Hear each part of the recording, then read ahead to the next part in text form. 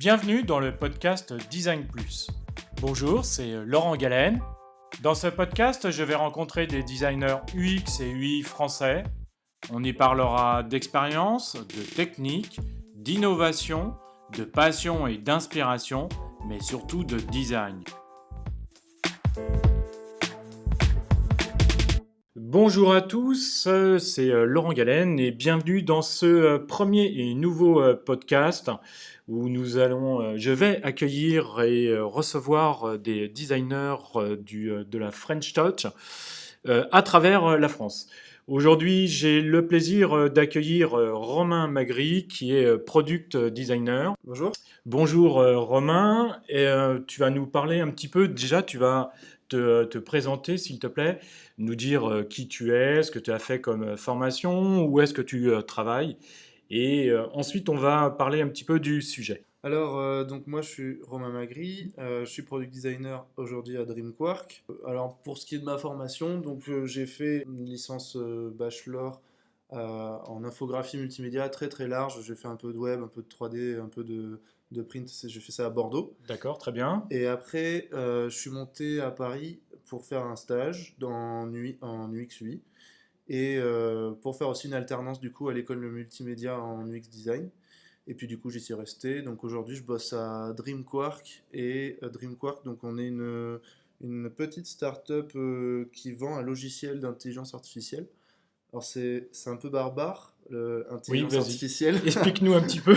Ok, donc derrière ce buzzword, en gros, on fait un logiciel de prédiction de données pour les banques et les assurances. Donc par Très exemple, bien. les banques et les assurances qui vont vouloir prédire de la fraude ou recommander un nouveau produit, etc. Donc on va faire de l'analyse en gros de data. D'accord, donc ça veut dire que vous travaillez aussi sur de la sécurité entre guillemets? La sécurité, on travaille pas sur la sécurité dans le sens où c'est pas dans ce qu'on va vendre. Mais bon, il y a toujours des problématiques de sécurité quand tu travailles avec des grosses banques type BNP ou quoi, ou des assurances, parce qu'ils sont hyper carrés et machin. Donc, on vend pas la sécurité, mais on travaille beaucoup avec des gens qui travaillent dans la sécurité, du coup, pour DreamQuark et le produit. Et D'accord, merci. le produit s'appelle Brain et on utilise ce qu'on appelle du deep learning. Donc c'est une technologie de génération d'algorithmes. D'accord, j'en ai parlé sur ma chaîne YouTube récemment dans une vidéo que vous pourrez aller voir sur ma chaîne. Alors aujourd'hui, avec Romain, nous allons parler d'un sujet qui est intéressant, qui vous intéressera certainement, puisque le sujet, c'est comment faire sa place quand on est le seul designer dans une startup. Et donc, Romain va nous expliquer un petit peu comment il est arrivé dans cette société, quelle a été sa démarche, qu'est-ce qu'il a amené, qu'est-ce qui a été le plus dur pour lui, quels ont été ses échecs et ses erreurs, et puis également, bien entendu, ses réussites. Et puis, voilà, on va débattre un petit peu avec lui. Du coup, en fait, c'est pas simple. Juste que je reprenne mon historique. Oui, bien sûr, Euh, absolument, tout à fait. Moi, j'ai pas beaucoup d'expérience sur mon tableau de chasse, si on peut dire.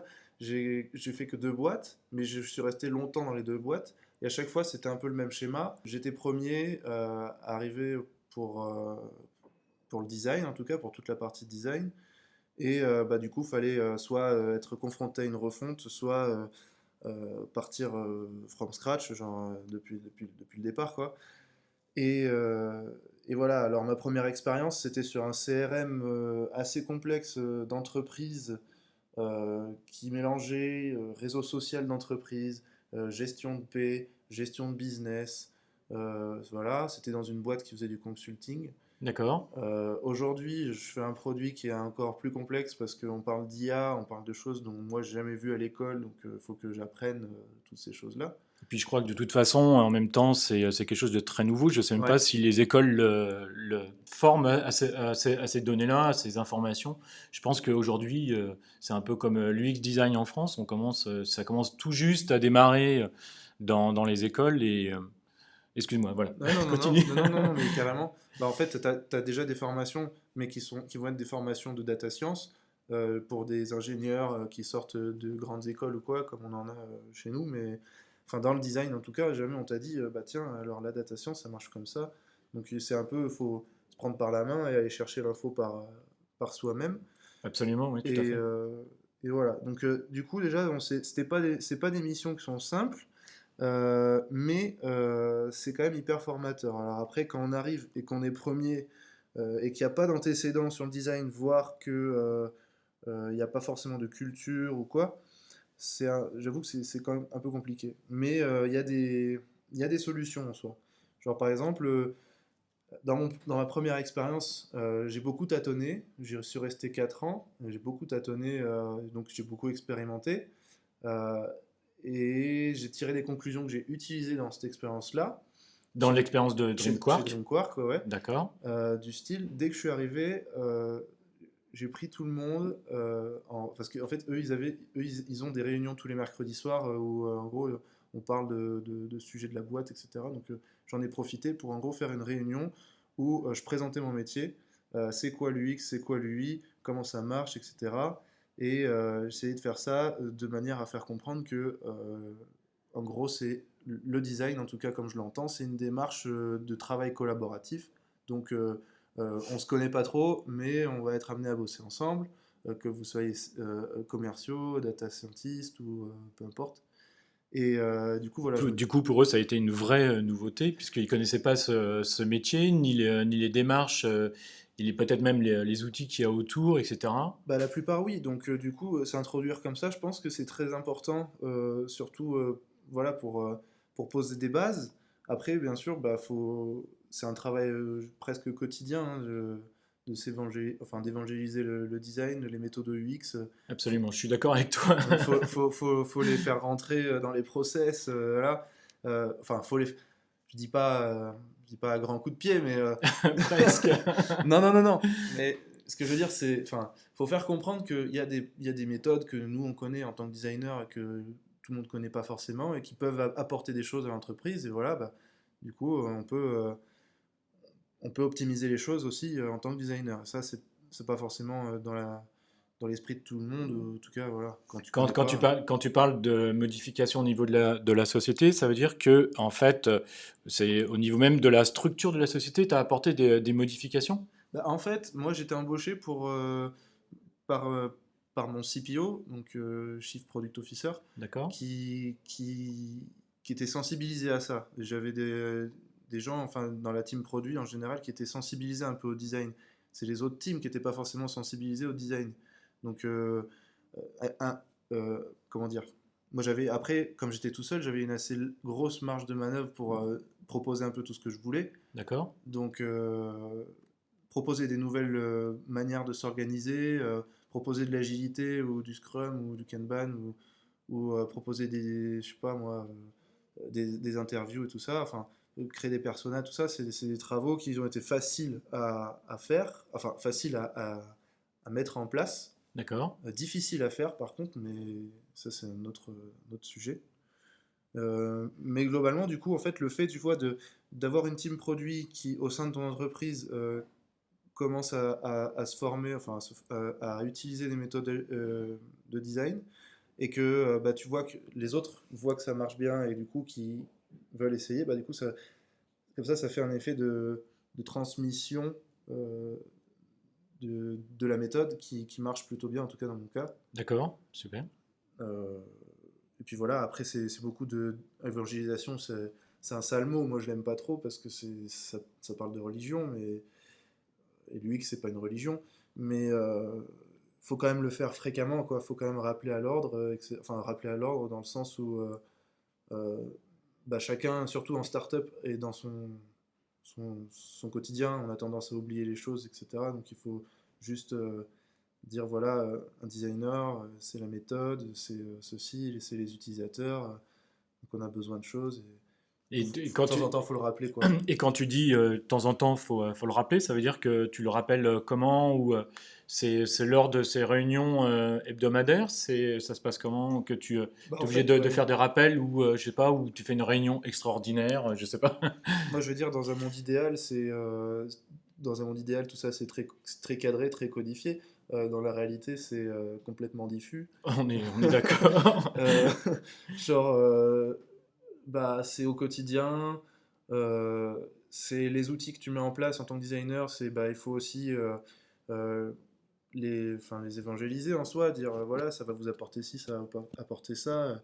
Et puis quand on te pose une question, répondre, pas hésiter aussi à répondre, mais ça existe déjà dans le design system ou ça existe déjà dans telle maquette ou quoi. Et que les gens en fait deviennent, tu vois, que impliquer tout le monde, ça veut dire donner du pouvoir à tout le monde, dans mon sens. Oui, Donc, donner du pouvoir, c'est en tant que designer, je donne des outils, vous les utilisez, c'est bien, ça vous donne du pouvoir sur les décisions en termes de design, etc. Et ça vous facilitera la vie en tant que développeur, en tant que marketeur, etc. Et du coup, impliquer tout le monde, en fait, ça permet voilà, d'avoir un terreau beaucoup plus agréable pour proposer des choses facilement et que ce soit admis. Puis, il faut dire, en startup, si on a une chance, c'est qu'on est censé être pas nombreux, enfin, en tout cas, pour les startups qui débutent. Et enfin, moins il y a de monde, plus c'est facile de faire des nouvelles choses, ouais, tout à fait, ouais. de se Absolument. remettre en question, en tout cas. Donc, ça aide aussi. D'accord. Ok. Moi, j'avais des questions. Donc, tu es arrivé dans cette société il y a un an, je crois, c'est ça? Ouais, c'est 1 an et demi, ouais. Un an et demi. Et comment tu as été déjà recruté quel a été ton ressenti quand on t'a dit tu vas être tout seul dans cette startup, tu vas être le seul designer, mais par contre, on va t'aider, etc. Et il y a il y a beaucoup de choses à faire. Bah alors déjà, c'est bien parce qu'on m'a exactement dit ça. Donc bien, C'est bon. bien joué. Ensuite, ben du coup, moi j'étais plutôt content parce que du coup, je me suis dit que, enfin en tout cas, quand j'ai rencontré la team Dreamquark, ce qui m'a vraiment plu, c'est que du coup, il y avait une ouverture d'esprit que je connaissais pas trop, parce que je sais pas trop d'où ça vient en vrai, j'ai jamais su, mais une ouverture d'esprit qui est super intéressante. Et du coup, je me suis C'est quoi, dit, excuse-moi, c'est quoi? C'est parce que c'est une équipe qui est plutôt jeune ou je sais pas. Après, il y a alors des jeunes là, qui sont aussi fermés, mais je peux faire des suppositions, mais je dirais que c'est la c'est dans moyenne la d'âge. nature. Non, mais Ouais. je sais pas, la moyenne d'âge. Alors si, il y a peut-être une raison. La moyenne d'âge est de 30 ans, mais ça, à mon avis, enfin, ça joue absolument pas. Mais par contre, comme il y a beaucoup de gens qui viennent du milieu académique, il y avait des chercheurs quand je suis arrivé, etc. C'était un milieu très ouvert et très dans la réflexion, etc. Et enfin, je trouvais ça vraiment intéressant dans le sens où les gars, enfin, ils ont pas peur de réfléchir en soi. D'accord. Donc, Ok. donc c'est super cool quand arrives, voilà, ils sont curieux de savoir ce que tu veux faire, qui tu es, comment tu fonctionnes, c'est quoi tes outils, tes méthodes et tout. Donc ça, c'est vraiment cool. Ah ouais, ça c'est vrai. Effectivement, c'est vraiment intéressant. Et ça, je Vas-y. connaissais Ouais. pas du coup. D'accord. Ok. Et donc, on était sur comment tu as été recruté et comment est-ce que tu avais déjà des a priori lorsque tu es arrivé et qu'on t'a dit euh, tu vas être le seul designer, mais Ah par ouais, contre, on ouais. va t'aider. Ouais, quand même, si, j'avais des. Enfin, ça fait toujours peur, quoi, de se dire, ah, je vais être le premier, comment ça va se passer, est-ce que je vais bien faire les choses? Euh, Il y a toujours ce petit syndrome là, le fameux syndrome de l'imposteur là, qui revient, qui se dit bah tu vas être tout seul, tu vas pas forcément avoir de référentiel, est-ce que tu seras capable de gérer tout ça quoi? Donc oui, ça fait peur. Après, ça fait peur, mais je regrette pas en soi. Euh, ça fait, ça, ça fait peur d'être tout seul, ça fait peur d'être confronté à soi-même au final, Hmm. mais je regrette pas du tout parce que ça te fait apprendre beaucoup de choses sur toi-même, qu'est-ce que tu as envie, de quoi tu as besoin, euh, qui tu es en tant que designer et tout ça quoi. Donc Donc, finalement, c'est très formateur. c'est hyper formateur, ouais. C'est hyper formateur et moi par exemple, bah, ça m'a permis de me découvrir en tout cas. Et ça me permet hein, d'ailleurs, parce que je parle au passé, mais j'y suis encore, hein. Euh, ouais, non, ça me permet de me découvrir. Euh, genre, comment j'aime travailler, c'est-à-dire, le fait d'être tout seul, ça te force en tant que designer à aller vers les autres, à chercher toujours le feedback des autres, même s'ils sont pas forcément designers, bah, c'est pas grave, ils ont toujours un truc intéressant à dire. Et ça, tu vois, c'est un truc que j'aime bien faire, genre parce que ton travail, au final, c'est plus ton travail, c'est un Ça espèce leur de... c'est voilà, c'est un consensus, c'est C'est ça, voilà, d'accord. c'est collaboratif. Voilà, collaboratif, c'est exact, Et ça, c'est le bon mot. et ça voilà, tu peux te dire, bah, je viens de commencer dans le design, est-ce que je préfère bosser avec les autres ou est-ce que je préfère bosser dans mon coin? Dans ce cas-là, je vais peut-être pas faire du X, mais je vais peut-être faire autre chose, tu vois. Donc c'est cool. Un deuxième point, c'est l'autonomie. Euh, Ça, c'est un truc. Moi, j'avoue, je suis sorti d'école, j'étais pas forcément le roi des autonomes, quoi. Fallait un peu que je comprenne. Enfin, comment ça marche une entreprise, machin. Ah oui, alors, enfin, ça revient. Fallait qu'on te pousse un petit peu, c'est ça que tu veux dire aussi? Bah ouais, parce que, enfin, j'avais jamais vraiment fait, donc je sais pas trop. Et du coup, c'est un peu l'école à la dure en soi, je dirais, moi, d'être tout seul. Mais c'est une bonne école. Euh, Parce que du coup, ça t'apprend l'autonomie, ça t'apprend à te démerder, et après, t'es vraiment capable de tout, en fait. Donc ça, c'est cool. Ça, c'est un... T'es un super design, t'es le super powerful designer, quoi. Bah alors, powerful, je sais pas. Powerful, je sais pas, mais adaptatif, ouais. D'accord, très Euh, bien. puis après, voilà, ça te permet d'évoluer vite aussi. Hmm. Euh, de, de, de tester des trucs, de voir que c'est de la merde et de faire beaucoup mieux. Et c'est quand même, on le sait quoi, quand on bosse dans le design, quand tu testes une solution, c'est incomparable par rapport au fait de rester dans son coin. Ah oui, tout à fait, Donc voilà. on est bien d'accord. Oui. Donc voilà, ça c'est quand même très très cool. D'accord. Qu'est-ce qui est le plus dur pour toi, en fait, quand on est le seul designer, tu en as un petit peu parlé, euh, Ouais. dans une start-up, par exemple. Donc. Alors dans une startup, moi je vais parler surtout, hein, je vais pas trop préciser au début, mais je vais surtout parler dans un référentiel startup ou petite ou PME, parce que j'ai pas d'expérience dans des très grosses boîtes ou des grands comptes. Donc en startup, en tout cas, ce qui est compliqué, déjà, c'est que, enfin, le milieu startup, c'est un milieu qui évolue très très vite. D'un mois à l'autre, il y a des choses qui changent. Genre, on faisait la blague entre nous, mais c'est vrai que à chaque fois que quelqu'un part, non, il y avait un collègue, à chaque fois qu'il partait en vacances, euh, on lui changeait son bureau. Mais en fait, pas parce qu'on voulait le troller ou quoi, juste parce que en fait, on réorganisait les bureaux tous les 4 matins et à chaque fois qu'ils partaient en vacances, bah, c'était à pile au moment où on réorganisait les bureaux parce que voilà, Parce qu'il y avait quelqu'un de nouveau qui était ouais, arrivé, voilà, voilà, généralement, ou ou on bosse sur une autre problématique, donc ça nécessite de reformer les équipes ou des trucs comme ça. Donc, d'accord, ok, et voilà, donc la difficulté, c'est un peu d'être soi-même flexible. Donc d'accord. d'apprendre à lâcher un peu du lest sur la méthode scolaire et à être un peu plus souple, quoi. Ça, et puis ensuite la deuxième grosse difficulté, j'en ai parlé un peu, c'est ce syndrome de l'imposteur là. Donc je vais peut-être juste expliquer vite Oui, fait. oui, oui, je veux bien, oui, que tu Ouais. nous expliques un petit peu ce que c'est le syndrome de l'imposteur et ce que toi tu mets derrière. Ok, alors du coup le syndrome de l'imposteur c'est un syndrome du coup, donc on va dire que c'est, pour se vulgariser, faire très simple, c'est un sentiment où on ne se sent pas légitime d'être dans son poste, dans sa position, en tout cas sociale ou professionnelle. Par exemple, en tant que designer, j'ai l'impression que tout ce que je fais c'est de la merde, que ça va pas marcher, c'est pas intéressant, etc. Enfin, toute cette perte de confiance en soi qui arrive pour X ou Y raison rentre dans ce syndrome-là. Et c'est marrant parce que du coup, ce syndrome-là, il n'y a pas que les designers en soi, parce que moi je vois souvent des posts sur Medium qui parlent de ça. Le premier que j'ai vu, c'était, comment il s'appelle? Pablo Stanley. Ah, oui, Tu connais Pablo, non? le designer de chez InVision. Alors maintenant, Invision, ouais, ouais. Avant, je sais plus ce qu'il faisait, mais en tout cas, ouais.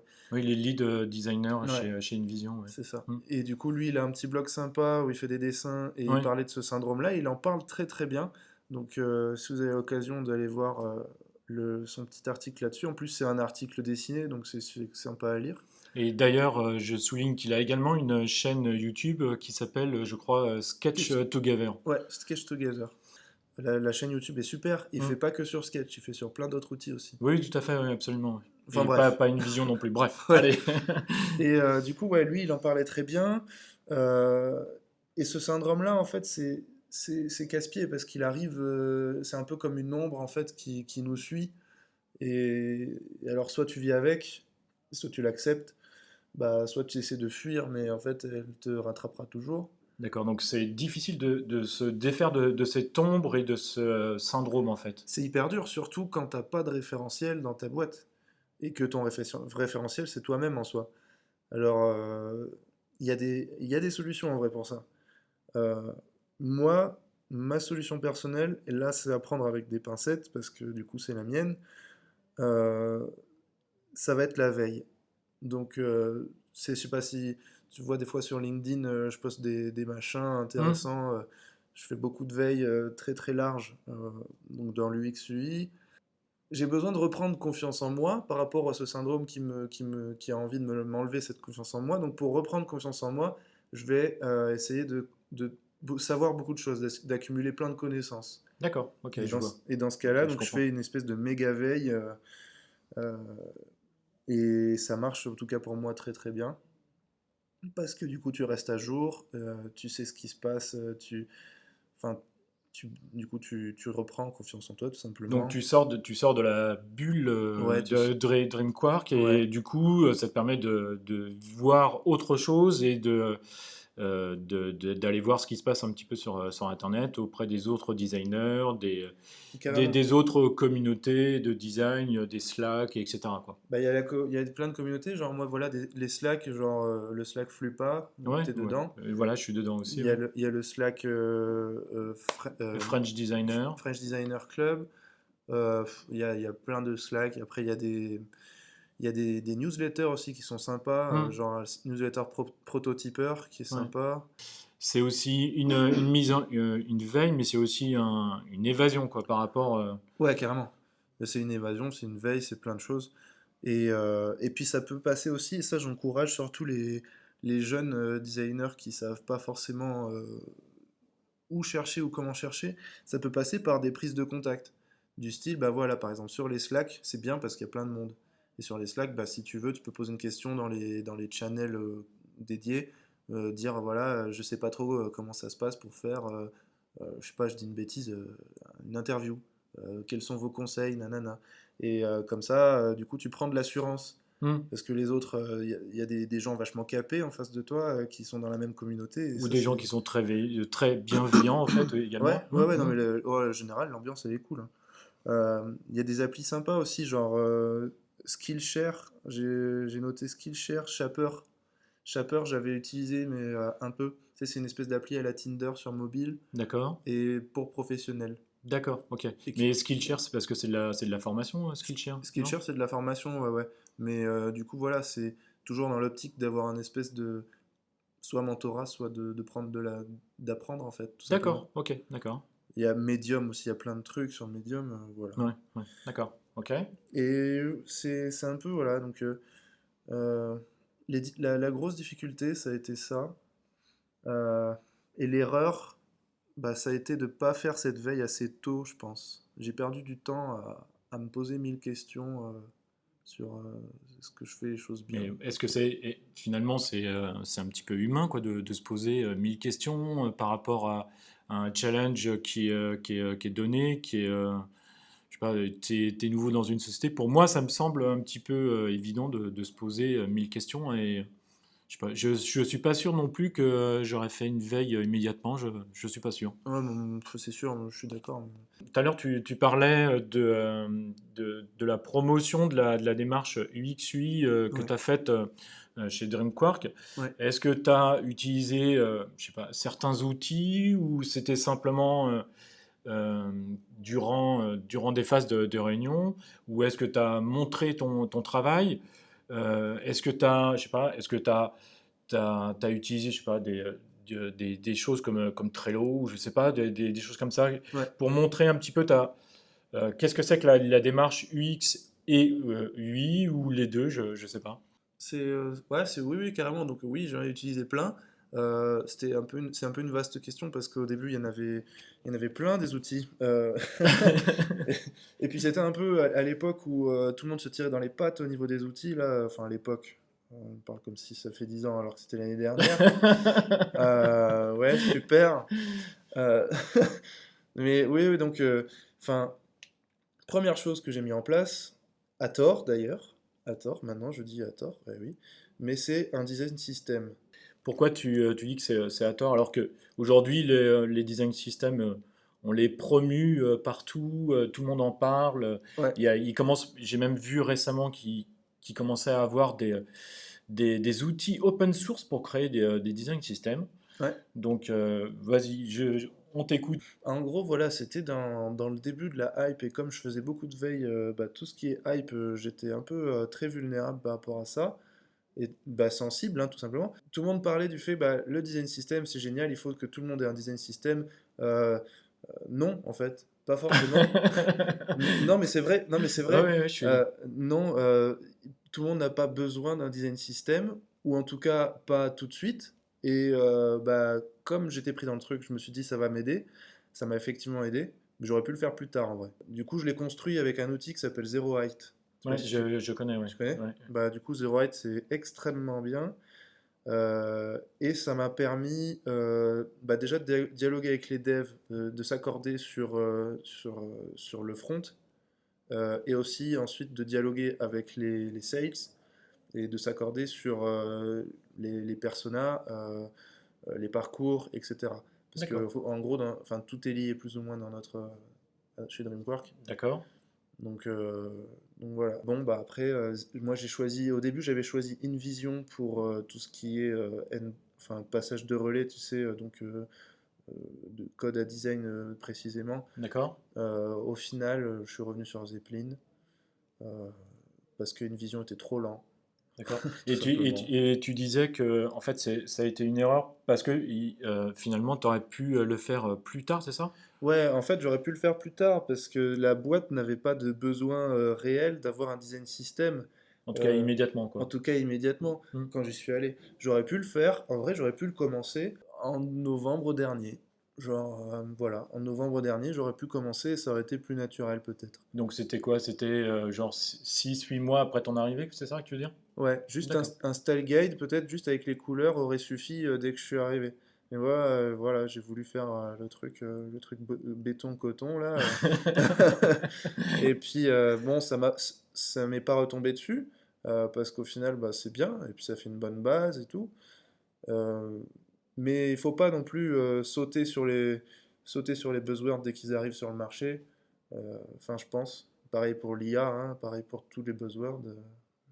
C'est vraiment une histoire de besoin, quoi. Ouais, il faut peut-être effectivement faut peut-être regarder de plus près, on va dire les besoins des sociétés ou du client ou de la société où on travaille pour ensuite regarder ce qui est proposé sur le marché et peut-être à ce moment-là se dire cet outil est peut-être mieux adapté plutôt qu'un autre. Je sais pas, effectivement, même dans InVision, je crois qu'il y a comment ça s'appelle, il y a un petit système, un petit design system, je sais plus comment ça s'appelle. Et peut-être que pour un petit client, une petite société, peut-être que ce produit est suffisant par rapport à un Zero Height qui est tout de suite peut-être pour cette société-là un gros machin. Et puis en plus, il y a un investissement financier puisque je crois qu'il faut. Non, c'est pas si cher, Zero Height, hein. D'accord, Pour le coup, c'est assez abordable. d'accord. Mais parce Enfin, que je crois qu'il y a un abonnement ouais, ouais. mensuel ou quelque chose comme ça, voilà. Ouais, Ouais, ouais. alors pour le coup, moi, tu vois, là, j'utilise le free plan. D'accord, J'ai pas besoin de plus. d'accord, Tu vas commencer à payer un peu quand tu vas vouloir avoir plusieurs éditeurs sur le même design system. d'accord, ok, d'accord, Mais le truc reste partageable, ouvert et tout, donc enfin, franchement, tu peux t'en servir un peu pour n'importe quoi en vrai. d'accord, ok, Euh, ouais. Et ça, c'est plutôt pour la partie UI, on va dire. La d'accord. partie UX, j'avais pas vraiment d'outils à citer, mais pas mal de méthodos. Est-ce que tu as échangé sur ces méthodos avec avec les commerciaux, les dirigeants de la société, pas les ingénieurs, mais les chercheurs qui sont chez DreamQuark. Bah, en vrai, ça a été beaucoup de méthodes, on va dire, agnostiques. Je sais pas si c'est ça, agnostique. Ouais, c'est ça, ouais, Ouais. ouais. Il n'y a pas, y a pas besoin d'outils en soi. Enfin, pour avoir plein d'outils pour faire plein de choses, mais l'important c'est la méthode, en tout cas en UX, j'imagine. Donc, moi, ce que j'ai commencé à faire quand je suis arrivé, c'est qu'il n'y avait pas, il y avait rien. Il n'y avait pas de persona, il n'y avait pas de parcours, il y avait absolument rien. D'accord. Il y avait il y avait un benchmark, je crois, mais bon, bref. Et ce que j'ai commencé à faire, comme c'est un produit en B2B, les clients n'étaient pas forcément encore au rendez-vous. euh, j'ai interrogé chaque personne de la boîte. Donc un interview de chaque personne de la boîte, un one-to-one. D'accord. Et ce que ça m'a permis de faire, c'est de dresser des premières personas, même si c'était pas forcément le truc le plus précis du monde. Au moins, c'était des bases sur lesquelles bosser. Et ça m'a permis, tu vois, avec chaque point de vue, avec chaque biais, par exemple, un discours de commercial, ça va pas être le même qu'un discours d'ingénieur, Absolument. bah, de les recouper, d'essayer de commencer à débiaiser un peu, d'enlever les biais personnels et tout ça, et d'avoir des personnages qui sont assez clairs. Et à partir de ça, du coup, tout a découlé. Donc, enfin, ça s'est fait assez naturellement. Beaucoup de workshops avec les gens d'ici. D'accord, donc Donc, plus des ateliers finalement ouais, que des outils que tu as utilisés, ce qui me paraît aussi logique et plus intéressant. ouais, clairement. Beaucoup de workshops très Ah différents. ouais, beaucoup? Ouais. Euh, ouais. Et j'ai des comptes rendus en pagaille. Et ce qui était intéressant, c'est qu'en fait, j'étais pas forcément à me dire, alors là, je vais faire un focus group avec telle méthode, à telle heure on fait ci, on fait ça. C'était plus macro, un peu plus libre, et du coup, ça m'a permis de tester des trucs. Des fois, on faisait de la co-conception, genre avec limite un papier et tout le monde a un feutre et nanana. D'accord. Des fois, c'était plus on trace une matrice avec deux axes, on poste des post-it, enfin je fais vulgairement, hein, mais Ouais, on ouais, poste ouais. des post-it, après on va noter dessus avec des points. Enfin, c'était assez libre et du coup, c'était plutôt intéressant parce que ce qui en ressortait chaque fois, c'était des trucs pertinents. Parce que du coup, je pouvais adapter le workshop plus ou moins à chaque sujet. D'accord, ok. Le fait que tu dis qu'il y a eu beaucoup de workshops, puisque si... Ouais, mais c'était souvent tu sais, tu commences une nouvelle brique, tu sais pas trop forcément où tu vas, donc tu vas essayer de cadrer tout ça, puis tu vas essayer de creuser, etc. Alors, mon seul regret, c'est que du coup, on a commencé à intégrer des utilisateurs, soit quand je commençais à arriver, quand j'arrivais à Dreampark, pardon, il n'y avait pas forcément beaucoup d'utilisateurs, et du coup, bah, fallait toujours faire par discours rapporté. Hmm, Euh, Petit à petit, ça s'est amélioré, je me suis intégré dans bah, des fois aussi dans les salons, des fois dans les réunions clients, trucs comme ça. Donc ça, c'est vraiment super intéressant. C'était pas forcément naturel dès le départ. d'accord, ok, d'accord, je vois. Ça, c'était une difficulté aussi de trouver des insights qui sont de qualité, entre guillemets, Hmm, enfin, qui sont bruts, on va dire. brut. Voilà. D'accord. Est-ce que tu voulais rajouter quelque chose ou Oui, il y avait un truc, ouais, du coup, quand on est designer, quand on est premier designer dans une startup, etc., en général, c'est pour recruter derrière. Enfin, dans l'ambition des startups, on veut dire globalement. D'accord. Et bon, moi, c'est pas encore mon cas. Mais C'est-à-dire que DreamQuark cherche d'autres designers bah, DreamQuark un jour va être amené à chercher d'autres designers, oui, c'est clair. mais on espère pour toi. Mais aujourd'hui, en tout cas, c'est pas la priorité, mais oui, c'est dans la suite logique, en tout cas. D'accord. Euh, Et ça, bah voilà, euh, ça va être un peu la finalité du process, dans le sens où si tu arrives en premier, c'est pas pour rester seul, c'est pour avoir d'autres gens avec toi. Après, ça va être toi le lead a priori, donc ça te place toujours dans une position, mais pas forcément. Et il y a un gars qui en parle très très bien, bah, le product designer de Lydia, s'appelle Félix Lepoutre. D'accord, je connais le nom. Il Oui. a fait un article qui s'appelle Être le premier designer dans son expérience. et qui traite très très bien de cette finalité-là, de comment embaucher. Après, il y a aussi, comment elle s'appelle? Everroad, Everroad, ouais, d'accord, et la product designer s'appelle Léa Mendes, d'accord, ok. et qui elle aussi a fait pas mal de... J'avais vu un meet-up d'elle à Algolia qui expliquait comment elle avait construit sa team. C'était super intéressant, c'était par rapport à un schéma, enfin je vous invite à aller voir. D'accord, donc toi, Je- tu commences déjà à anticiper ce moment, en fait, c'est ça que tu veux nous dire? Ouais, clairement, et puis de toute façon, les autres le disent mieux que moi, mais il faut, à mon avis, y avoir un petit coin de sa tête qui pense déjà à l'avenir, à comment scaler, comment mettre des outils qui sont capables de scaler, donc de grandir, genre Zero Height, qui peut faire office de limite de traitement de texte pour commencer, et ensuite enfin, aller beaucoup plus loin dans le design system et tout ça.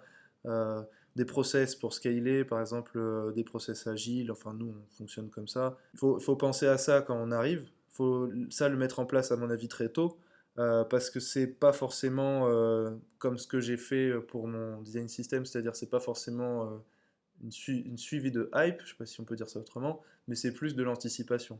D'accord, ok. Par rapport à ton expérience de designer, de seul designer donc chez DreamQuark, Ouais. qu'est-ce que tu retires de cette expérience aujourd'hui? Ça m'a fait grandir en soi, en tant que designer et puis en tant que personne.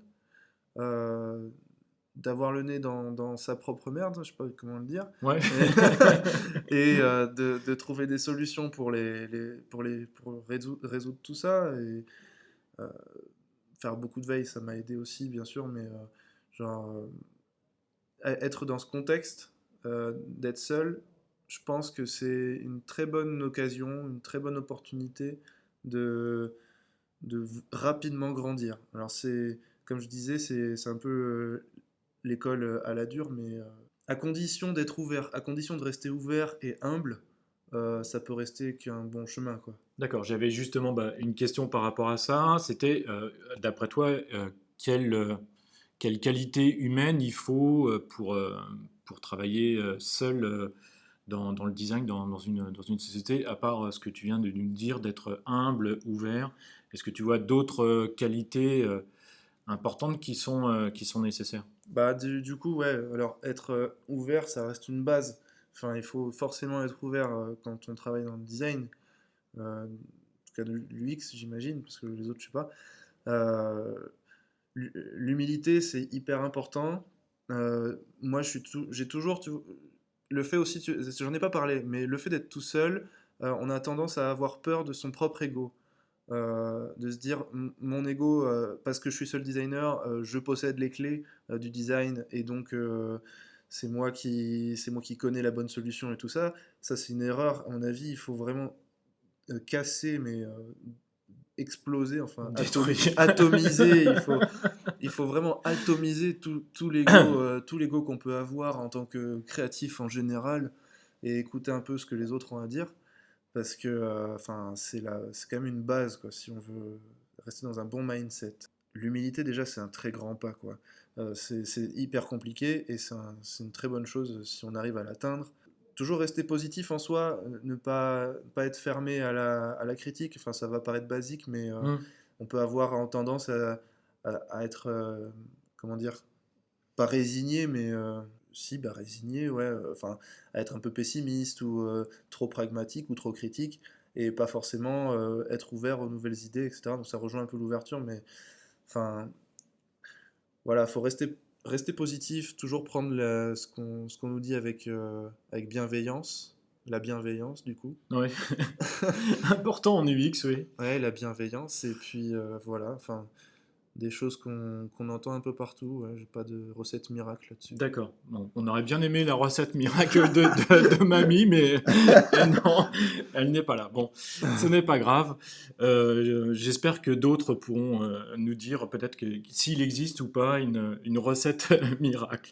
Bah alors pour le coup, je pense que moi aussi je suis très curieux de l'entendre, parce que je pense pas qu'il y ait de recette miracle à part être juste bienveillant et ouvert, quoi. C'est pas. Ou alors si on peut dire que c'est ça la recette. C'est peut-être celle-là. Ok, bref. Et alors, tout à l'heure, tu nous parlais un petit peu des erreurs que tu as commis par rapport à à cette création du design system. Est-ce que, de façon globale, est-ce que tu as commis certaines erreurs et que tu voudrais partager avec nous? Je parlais tout à l'heure de l'ego, comme quoi c'est pas bien tout ça. Ben, l'une de mes erreurs, ça va être d'y être rentré en fait, parce que du coup, il y a des périodes de ce travail à Dreamquark euh, qui ont été enfin, un peu compliquées pour moi, parce que du coup, je retombais dans ces travers-là. Euh, mais l'avantage, c'est que dès que je tombais dans ces travers-là, bah, la remise en question, elle était peut-être un peu dure, mais elle était nécessaire. Et du coup, c'était direct, ça partait en point avec la personne concernée. Qu'est-ce que j'ai mal dit, qu'est-ce que j'ai mal fait. Faut pas forcément être dans l'autoflagellation, mais ouais, forcément, il y a des fois dans l'année où je suis retombé, où les résolutions, bah, on les oublie un peu. Et du coup, c'est mal. Ça fout la merde.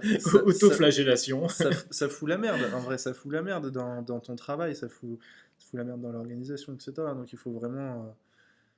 Ça serait bête et ça serait faux de dire que on est tous parfaits et qu'on retombe jamais dans nos travers. À mon avis, enfin, on est tous humains, quoi. C'est juste, faut bien garder en tête ça. Il faut bien se remettre en question de temps en temps et, retourner, revenir les pieds sur terre, c'est très important quand on bosse tout seul. Parce qu'il n'y a pas d'autre, y a pas d'autre choix pour retrouver le bon mindset, etc. Donc voilà. D'accord. Le pendant serait quelle réussite, on peut peut-être le mettre au pluriel, es-tu fier aujourd'hui que tu as accompli chez DreamQuark? Je pense que mes plus grandes réussites, ça va être d'avoir fait comprendre à tout le monde dans la boîte que le design, c'était important.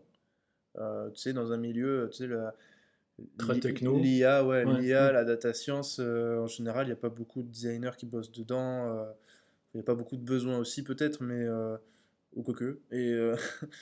Mais voilà, enfin, du coup, je suis content d'avoir fait comprendre à mon CEO, à ma boîte, etc., que le design, du coup, ça avait une valeur business, que ça avait un intérêt aussi en interne.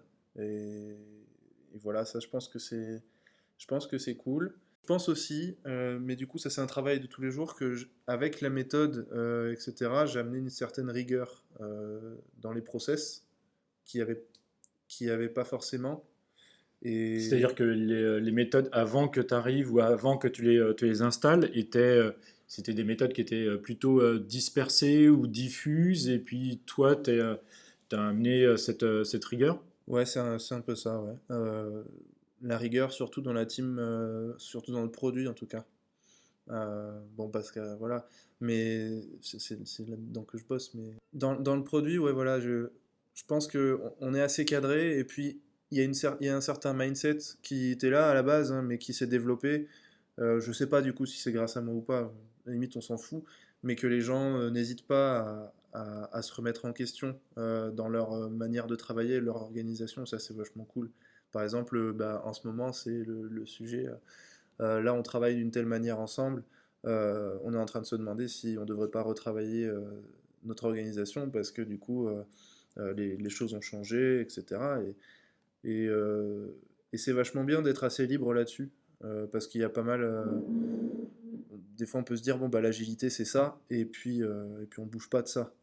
Alors que en fait non. Donc il y a une culture qui est cool. Je pense que j'ai apporté ma pierre à la culture. Euh, je suis pas du tout l'origine en tout cas, mais D'accord. ça fait partie de mes Et réussites. tu parlais par exemple, de modifications au sein de la structure de la société. Ça veut dire que, est-ce que toi, ou l'ensemble du personnel participe à ces échanges pour insuffler une nouvelle façon de travailler chez DreamQuark? Oui, oui, oui. souvent, on s'est posé la question parce que du coup, nous, il y avait pas mal de. Alors, on va sortir les termes un peu de Startup Nation là, mais il y avait pas mal de top-bottom. Alors, top-bottom de process qui venaient d'en haut jusqu'en bas. Et du coup, il y a eu une période où on nous encourageait à faire l'inverse, donc du bottom-up. D'accord. Euh, pour du coup bah voilà impliquer les salariés tout ça ça a vachement bien marché. Moi je me rappelle on avait réfléchi pendant un moment à un système de squad avec un collègue Donc qui un squat, c'est une équipe de 2-3 personnes, c'est ça? ouais voilà un squad en gros c'est une équipe qui est censée être temporaire sur une problématique et qui va s'auto-organiser. Alors on avait fait tout un broc avec une grille de enfin un schéma et tout ça enfin. D'accord. Donc ça, c'était assez carré, c'était plutôt cool, et du coup, c'était une initiative à la fois de plusieurs personnes, et il y a toujours des choses comme ça qui vont dans ce sens-là, qui on se dit, bon, bah, les choses sont pas figées, et ça, c'est bien, et, et voilà, enfin, c'est... Et donc, tu as participé donc Ouais, à ces phases d'évolution. ouais. Et du coup, toi, aujourd'hui, grâce à ces modifications, tu es, plus à l'aise dans ton job, dans ta façon de travailler. Ouais, bah oui, je suis plus à l'aise. Mais c'est vrai ça, attends, je suis vachement plus à l'aise. Non, non, bah voilà, je suis à l'aise. Ça aide au quotidien, quoi. C'est pour ça aussi que j'aime bien bosser avec les startups. Enfin, ça c'est personnel, on s'éloigne un peu du sujet, mais enfin, c'est surtout le côté adaptabilité, enfin Hmm. adaptatif du coup. Ouais, Euh, et voilà, ne pas avoir peur de changer les choses, c'est important, quoi. d'accord. Donc, ça voudrait dire que demain, si tu quittes Drinkwork, par exemple, ça voudrait dire que tu favoriserais de recommencer dans une autre startup plutôt que d'aller vers un grand compte ou une agence de com où il y a déjà 15 designers ou des choses comme ça. Ah oui, oui, oui, complètement. En gros, je vais avoir du mal, moi, je pense, dans les grandes organisations très rigides et très pyramidales, Hmm. etc. Euh, Là où je vais beaucoup plus m'émanciper dans des structures où je vais avoir de l'autonomie, puisque ça rejoint un peu tout ce qu'on dit depuis le début, et du style startup, PME, où voilà, donc ça, agence web, j'en ai déjà fait et c'était très très bien. Moi, ce sera plus ce genre de boîte, je pense que je viserai. Je sais pas si j'ai eu l'occasion hein, de partir dans les grands comptes, hein, mais ça m'a pas trop attiré en fait. Avant de terminer cette interview, je vais poser trois questions à Romain. La première question est donc dans quelle société aimerais-tu travailler et pourquoi? Alors, Dans un futur, bien entendu. alors en vrai, je saurais pas trop te dire pour une société précise. Enfin, il y en a plein des sociétés, mais en gros, le schéma de la société que j'idéalise dans laquelle je veux bosser, pas très très bien formulé cette phrase, mais bon, ce serait, bah, comme je disais, donc une petite structure avec un bon mindset très ouvert, des gens qui ont pas peur du changement en fait, qui ont une belle ambition aussi, bien sûr, et qui ont en gros une idée en fait intéressante. Moi, ce qui va m'intéresser dans les boîtes avec lesquelles je collabore, ça va pas être forcément les choses classiques, je sais pas, combien tu veux, nanana. Ça va être, est-ce que déjà le but de la boîte, il a lieu d'être? Est-ce que la boîte a un intérêt? Du style, je prends un exemple, Everroad, voilà.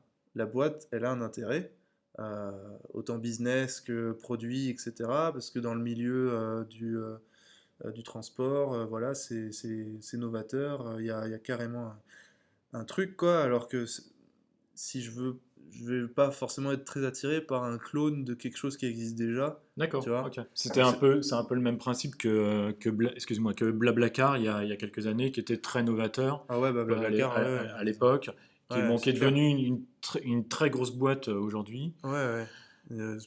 Blablacar, c'est ça, quoi. À l'époque, ils étaient carrément dans ce schéma-là. D'accord. Euh, Après, ouais, du coup, c'est devenu une grosse boîte, donc je sais pas, mais voilà, du coup, moi, ce qui m'intéresse, c'est d'abord le pourquoi du business dans lequel je vais bosser. Est-ce que ça a un intérêt? Est-ce que c'est est-ce que c'est éthiquement correct, je veux dire.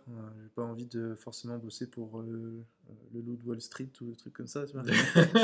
Euh, et puis surtout, voilà, est-ce que ce sera une équipe qui a envie d'aller vers le haut et qui a envie de progresser dans les meilleures conditions? Et ça, c'est à mon avis fondamental. D'accord, donc plus sur un produit, on va dire, novateur, et puis quelque chose donc, ouais, de nouveau et d'éthiquement correct.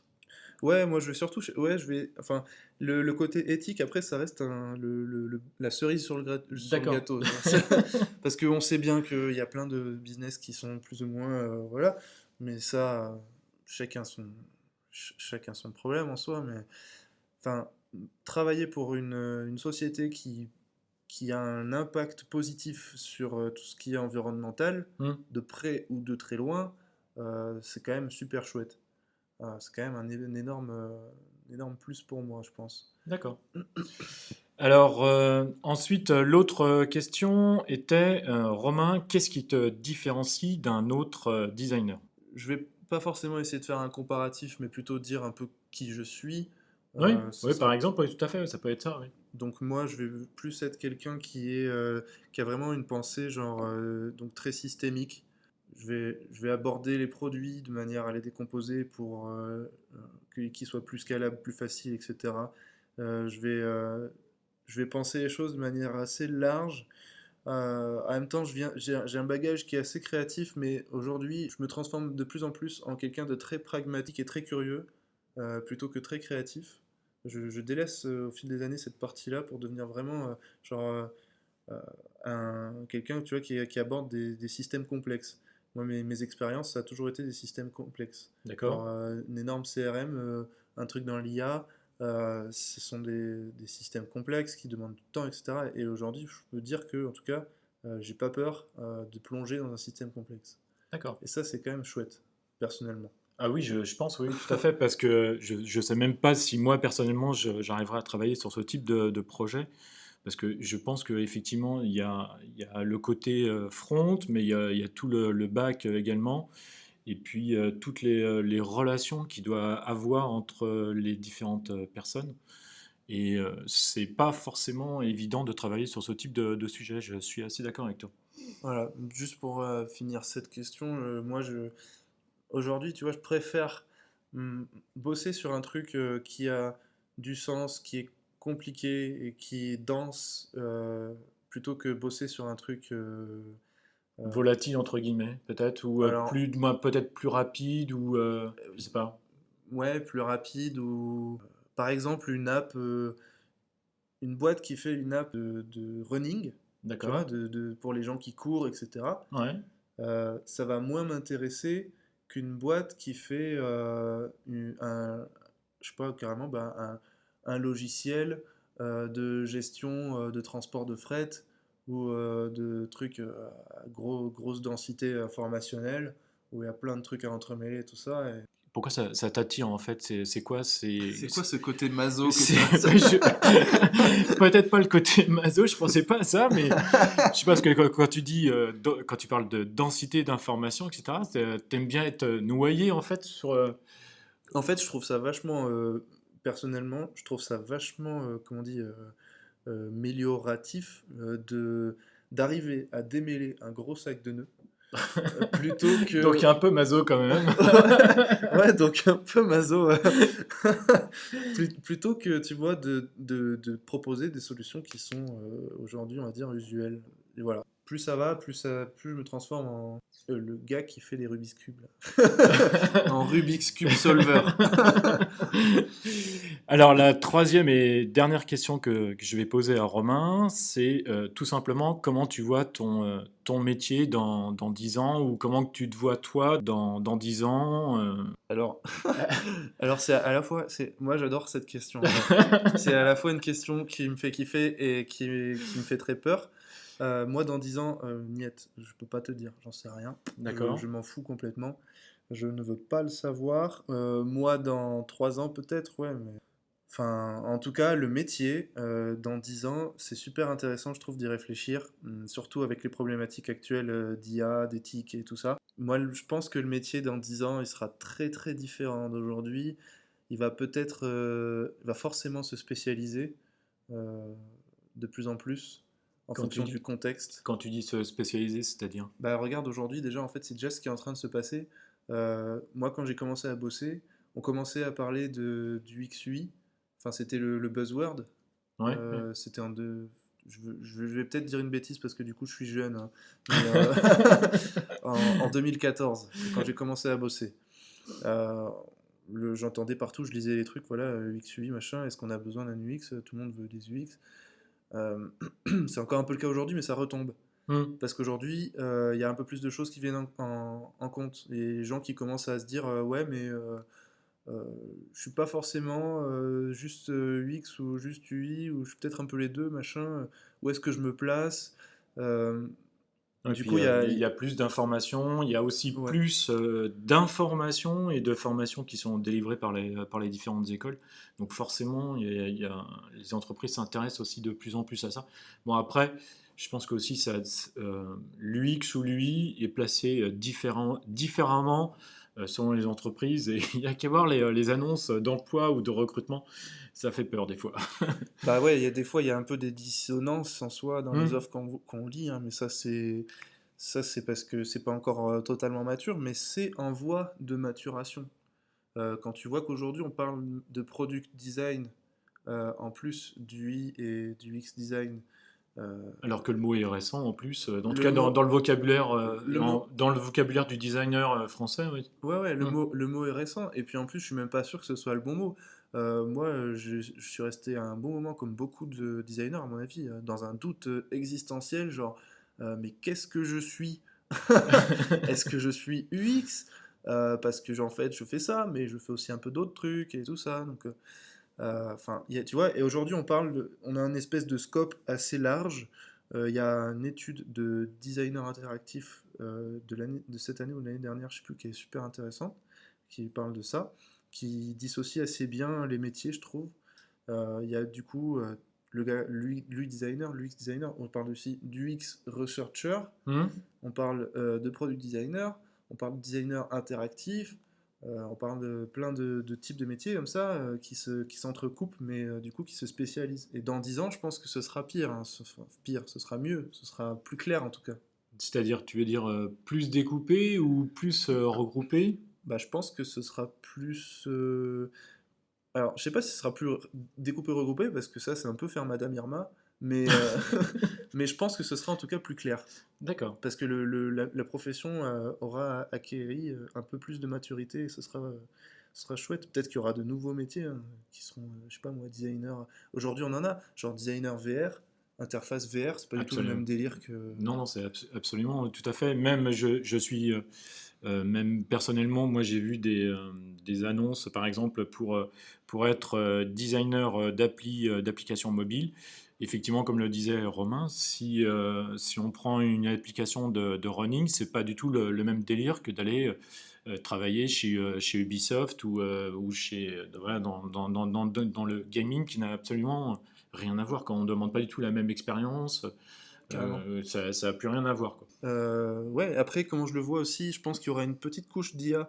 J'en ai parlé un peu là sur LinkedIn. Bah moi, c'est un peu mon credo parce que du coup, je poste dedans.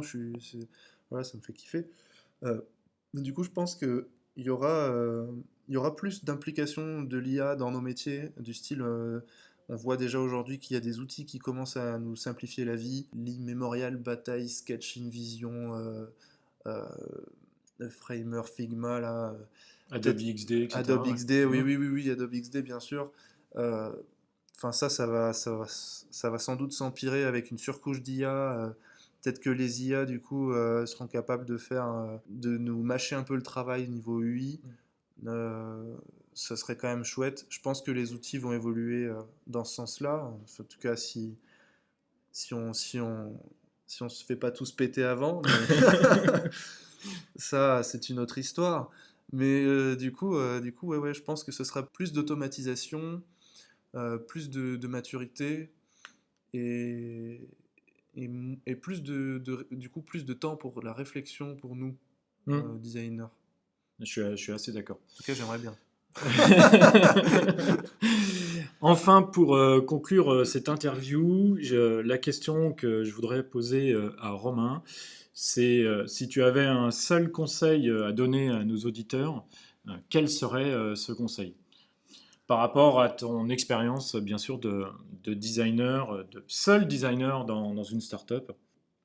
Je vais faire juste quelques points, juste comme ça. Mon premier conseil, ça va être de déconstruire cet ego qu'on nous apprend pas assez à déconstruire en école, je trouve. Et ça, c'est bien dommage.